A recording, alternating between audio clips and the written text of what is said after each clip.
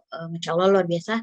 Jazakumullah khairan katsir kepada Teh Karin yang telah menyampaikan ilmu-ilmunya dan sekarang mungkin kita sharing ini tanya jawab kali ya Teh.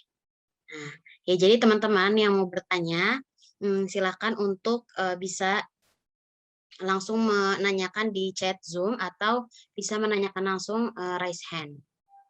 Ada teman-teman yang ingin bertanya?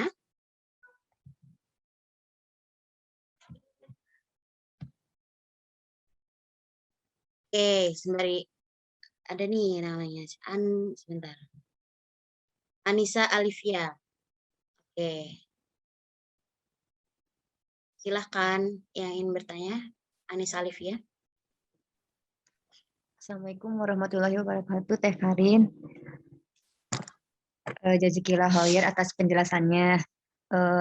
Ini sih Teh, kalau aku tuh kadang kayak, aku sekarang umur 26 tahun, belum menikah. Banyak ya teman-teman yang udah pada nikah dan sharing tentang kayak pernikahan gitu Teh, kayak tentang mendidik anak gitu kan. Mungkin mereka dulu belum ada ilmunya kali ya Teh.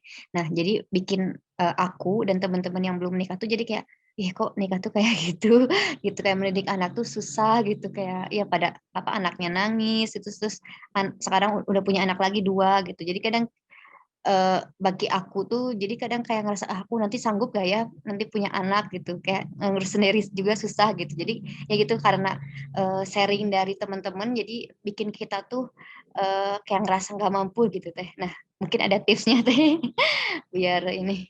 Ya, makasih Teh.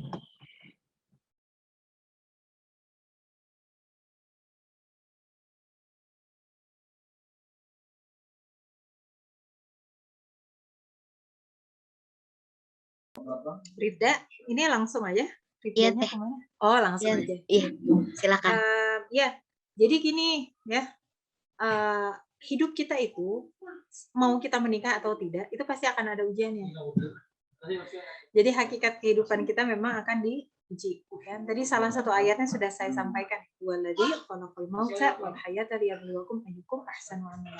Sesungguhnya ya, Allah itu menciptakan kehidupan kita itu memang untuk menguji siapa yang paling ahsan amalnya. Apa maksudnya siapa yang paling ahsan amalnya? Ya ini orang-orang yang kemudian ketika dia ditimpa dengan ujian apapun, maka bagaimana responnya? Ketika dia ditimpa dengan kegembiraan apapun, bagaimana responnya? Jadi kalau kita takut menikah karena takut kemudian tidak bisa melalui ujian-ujiannya, sebetulnya nanti akan diuji juga. Orang yang belum nikah pasti punya ujian. Sekarang saya tanya, ini yang belum nikah ada ujiannya nggak? Ada juga ujiannya ya. Bagi yang merasa tidak punya ujian, maka kelapangannya itulah yang menjadi ujiannya. Ya, kelapangan waktu, kelapangan rezeki, ya. Kemudian apa ya, berbagai hal itu merupakan ujian dari Allah Subhanahu wa Ta'ala. Kedua, yang harus kita pahami adalah masing-masing peran itu pasti ada keutamaannya. Masing-masing amal itu pasti ada keutamaannya. Sehingga mungkin kalau ada perasaan yang seperti itu ya, misalnya jadi takut dari apa, mungkin perlu dimotivasi dengan membahas tentang keutamaan-keutamaan. Makanya tadi penting ya nyicil ya di ilmu ya. Pasti peran dan tanggung jawab suami dan istri. Dan di sana nanti ada tuh keutamaannya. Pahala menjadi seorang istri itu seperti apa? Pahala menjadi seorang suami itu seperti apa? Yang laki-laki nih misalnya, aduh takut nanti gimana ya kalau udah nikah hartanya harus dibagi. Harus ngasih nafkah gini-gitu dan seterusnya. Tapi kemudian ketika mempelajari tentang keutamaan seorang suami gitu ya, oh ternyata kata Rasulullah SAW, seorang suami yang dia kemudian memberikan nafkah bagi keluarganya dan kemudian semata-mata mengharapkan keridhaan dan pahala dari Allah Subhanahu Wa Taala, maka setiap nafkahnya itu kemudian menjadi sedekah. Kan luar biasa gitu. Kebayang nggak setiap nafkah itu, setiap butir nasi gitu ya, kalau saya membayangkan yang kemudian dihadirkan oleh sang suami ini kepada istrinya, itu kemudian menjadi pahala di sisi Allah. Ngurusin anak ya, dan seterusnya. Tapi kalau kita hitung pahalanya, itu kebayang nggak sedekah jariahnya seperti apa? Punya anak, ngajarin ABC, abata, 1, 2, 3, kayaknya remeh-temeh banget ya. Kan anak-anak usia 3-4 tahun tuh biasanya suka udah mulai kayak gitu ya, pengen mulai diajarin gitu. Kayaknya remeh banget. Saya teh udah S2 teh. Masa saya cuma ngajarin anak saya abata 1, 2, 3, ABC ya. Tapi kita coba bayangkan dari abata itu nanti mereka akan belajar tentang apa? Cara membaca buku. Dari abata itu nanti mereka akan mempelajari tentang surah-surah di dalam Al-Quran. yang selama mereka hidup nanti akan mereka baca di dalam sholat-sholat mereka, yang selama dalam kehidupan mereka nanti akan mereka baca di dalam keseharian kita. Dan selama mereka membaca itu, mereka mengamalkan itu, kita dapat pahala. Ngajarin anak ABC, tapi dari ABC itu nanti mereka belajar baca. Dari mereka belajar baca, akhirnya mereka mempelajari ilmu pengetahuan. Dari mempelajari ilmu pengetahuan, nanti mereka berkarya, dan seterusnya. Itu yang kemudian nanti jadi sedekah jariyah buat kita, pahala-pahala kita. Jadi akhirnya ketika kita tahu keutamaannya, ketika kita tahu pahala-pahalanya, ini Masya Allah luar biasa sekali ya. Pahala menjadi seorang istri, menjadi seorang ibu yang baik. Akhirnya kita kemudian termotivasi untuk melakukan itu semua. Gitu ya. Itu yang kedua. Kemudian yang ketiga, tapi bukan berarti kemudian kita jadi nggak boleh insecure. Insecure itu justru dibutuhkan. Kalau kita membaca kisah-kisah para ulama itu pada insecure. Tapi insecure-nya bukan urusan duniawi. Mereka insecure terhadap kondisi mereka di sisi Allah Subhanahu wa Ta'ala. Mereka insecure khawatir amalnya kemudian belum cukup. Mereka insecure khawatir nanti amalnya ada yang tidak diterima, ya, dan seterusnya. Nah, itu yang kemudian kita insecure. Sehingga kemudian ketika tadi muncul insecurity, aduh gimana ya? Gimana kalau nanti aku nggak bisa jadi ibu yang baik? Gimana kalau nanti saya nggak bisa mendidik anak yang baik? Itulah insecure yang baik yang kemudian perlu kita kelola. Insecure-nya baik nih, tinggal dikelolanya dengan baik. Mengelolanya bukan dengan takut. Bukan dengan takut kalau gitu jangan nikah, takut kalau gitu jangan punya anak gitu ya. Bukan gitu. Tetapi mengelolanya dengan cara apa? Dengan cara belajar. Oh, kalau saya kemudian belum tahu gimana cara mendidik anak, ya udah saya harus belajar. Dengar cerita teman ya. Bingung nih anak, misalnya anak saya tantrum, terus digimanain ya? Tantrum apa sih? Cari tahu tentang tantrum. Oh, ikut workshopnya, ikut dan seterusnya. Jadi akhirnya kemudian tantrum tuh ini, sehingga nanti ketika punya anak, jadi tahu cara bagaimana mengakomodasi anak-anak yang tantrum dan seterusnya. Jadi perasaan insecure tadi ketika dikelola dengan baik, maka akan melahirkan sesuatu kebaikan yang lain. Yang awalnya tidak tahu menjadi tahu, yang awalnya dia ngerasa insecure, akhirnya dia menjadi mendapatkan ilmu. Gitu mungkin ya, Allah alam. Mangga Rifda. Ya Teh, berikutnya pertanyaan dari ada yang raise hand lagi dari Holillah, dipersilakan.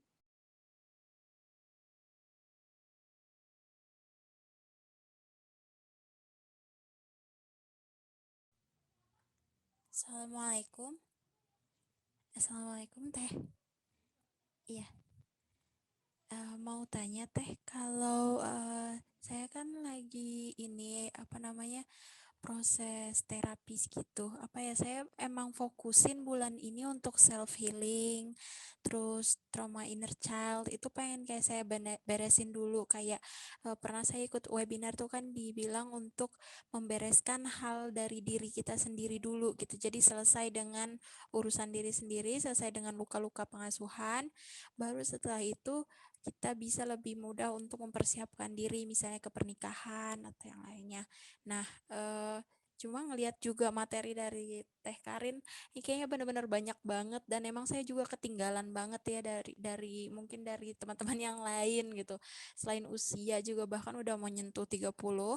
Terus banyak hal yang ketinggalan. Apakah gimana apa emang saya tetap harus fokus aja dulu ke terapisnya self healing itu dulu di awal ini, atau emang sambil nyicil tapi saya kurang tahu gimana cara manage-nya. Makasih Teh.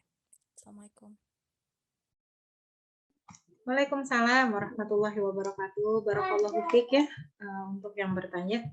Alhamdulillah dia sudah berikhtiar ya untuk memperbaiki apa-apa yang kemudian harus diperbaiki. Alhamdulillahnya Islam itu adalah agama yang seimbang ya. Bahkan ketika kita ingin memperbaiki diri, kita tidak bisa hanya memperbaiki diri di satu aspek saja, tetapi juga aspek-aspek yang lainnya. Kalau tadi diperhatikan ya, sebetulnya banyak sekali hal-hal yang saya sampaikan itu sebetulnya kehidupan keseharian kita. Ya, dan terkait ilmu pun kemudian banyak yang tentang keseharian kita. Jadi minimal nih, misalnya sambil sekarang proses healing gitu ya dengan psikolognya, I assume ya, saya berasumsi sekarang ada konsultasi dengan psikolog ya. Karena kalau healing itu baiknya memang kalau merasa seperti tadi, sebaiknya langsung kepada psikolog gitu ya, supaya kita tidak menerka-nerka gitu. Dan insya Allah itu akan sangat baik ketika ditunjang dengan latihan ruhiyah yang semakin meningkat, ya. Melatih ruhiyah kita untuk semakin baik, dan juga menambah ilmu pengetahuan kita tentang menjadi hamba Allah yang baik. Minimal 2 basic itu kemudian tercater gitu. Karena ibaratnya menikah atau enggak, ya kita harus menjadi hamba Allah yang baik gitu kan ya. Dan kemudian kita juga harus melatih diri kita untuk bisa memiliki ruhiyah yang baik juga. Sehingga walaupun sekarang ada dalam proses itu, saya rasa yang paling urgen ya, dan insya Allah itu akan sangat-sangat mendukung proses healingnya Dek Holila ya, insya Allah adalah dengan secara mencicil tadi ya, mempelajari ilmu-ilmu yang berkaitan dengan bagaimana menjadi muslim yang baik, ibadah, akidah, akhlak, dan seterusnya. Itu dicicil saja sedikit demi sedikit ya, sesuai dengan kemampuan kita. Kemudian latihan ruhiyahnya tadi ya, salah satu cara melatihnya adalah dengan membuat ibadah-ibadah harian ya, yang kemudian dikomitmenkan untuk dijalankan setiap hari. Ya misalnya sholatnya bagaimana, ya Al-Qur'annya bagaimana, apakah mau mulai tilawah rutin setiap hari, ya sholat sunnah apa yang mau dijalankan, itu bisa mulai latihan dari sekarang. Insya Allah ketika 2 hal tadi ya, ilmu dan proses latihannya juga ya, prakteknya tadi dijalankan beriringan, itu justru akan membantu proses healing yang tadi disampaikan oleh Fadila tadi. Insya Allah. Nah nanti ketika seiring waktu sudah berjalan semakin baik, disambi aja kemudian mempelajari hal-hal yang lain. Karena sebetulnya mempelajari hal-hal yang tadi saya sebutkan ya, tentang pernikahan, tentang fikih menikah dan seterusnya, itu insya Allah tidak mengganggu proses healing. Dan itu kan tadi istilahnya nyicil ya. Nyicil itu sedikit-sedikit aja ya, menyesuaikan waktunya. Ini ada yang nanya di chat, gimana cara ngatur waktunya, kapan belajarnya, sesuaikan saja sama kelapangan kita ya. Buat yang bekerja ya mungkin harus nunggu malam atau weekend gitu ya, dibagi-bagi dengan tanggung jawab yang jadi dengan kita mencicil begitu ya, insya Allah sedikit demi sedikit akan kerasa perubahan di dalam diri kita. Kemudian yang terakhir ya, bagi kita yang merasa kekurangan ilmu ya, ini secara umum saja ya, tidak hanya kepada Holila, secara umum, ilmu Allah mah memang sangat luas. Ilmu Allah itu sangat luas. Jadi kalau kita mau menikah nunggu kita sudah bisa menghatamkan semua ilmu Allah tadi, udah nggak akan nikah jadinya. Karena nanti dari satu ilmu itu akan membimbing kita kepada ilmu yang lain. Ya. Dari satu hal, dari satu bidang itu akan membimbing kita kepada bidang yang lain. Misalnya awalnya hanya belajar tentang sholat. Begitu selesai belajar sholat, ternyata ada materi lagi tentang sholat khusyuk nih. Akhirnya belajar lagi tentang sholat khusyuk. Belajar tentang sholat khusyuk, kemudian ternyata ada tentang sholat sunnah nih. Belajar lagi tentang sholat sunnah. Habis sholat sunnah, ternyata ada sholat tahajud, belajar lagi. Dia kita akan senantiasa belajar terus gitu ya. Dan begitulah memang tabiatnya kehidupan kita ya, manusia. Kita diperintahkan oleh Allah Subhanahu wa taala untuk senantiasa mempelajari tentang ilmu-ilmu kehidupan ini yang bersumber dari Al-Qur'an. Makanya kita kan disuruh baca Al-Qur'an kan. Udah nyampe Anas berhenti ya? Enggak, balik lagi ke Al-Fatihah. Karena memang harus senantiasa belajar, sehingga tidak harus menunggu kita sempurna untuk kemudian menikah. Tetapi yang diperlukan bagi kita adalah bagaimana kita berusaha untuk senantiasa menambah keilmuan kita, ilmu-ilmu yang bermanfaat dalam kehidupan kita. Ya, Allah alam bisawab. Mangga, Rifda? Ya Teh, tak terasa ternyata sudah di penghujung acara kita karena waktunya juga terbatas. Jadi mohon maaf untuk teman-teman yang bertanya tapi belum bisa ditanyakan kepada Teh Karin. Semoga di kesempatan berikutnya kita bisa berjumpa kembali, bisa menuntut ilmu lagi bersama. Sekali lagi terima kasih banyak buat Teh Karin. Sehat selalu untuk Teh Karin dan keluarga. Barakallahu fikum. Semoga kita bisa mengamalkannya, teman-teman, mengamalkannya segala apa yang telah diberikan dan disampaikan oleh Teh Karin. Oke, mohon maaf dari saya, Rifda pribadi, jika banyak kurangan dan kesalahan. Terima kasih. Silakan Teh Karin.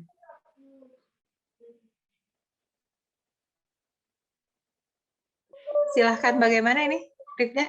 Udah selesai? Ya, iya Teh. Oh ya, itu pamit dulu gitu ya. Iya Teh. Teman-teman semuanya, Assalamualaikum warahmatullahi wabarakatuh. Waalaikumsalam warahmatullahi wabarakatuh.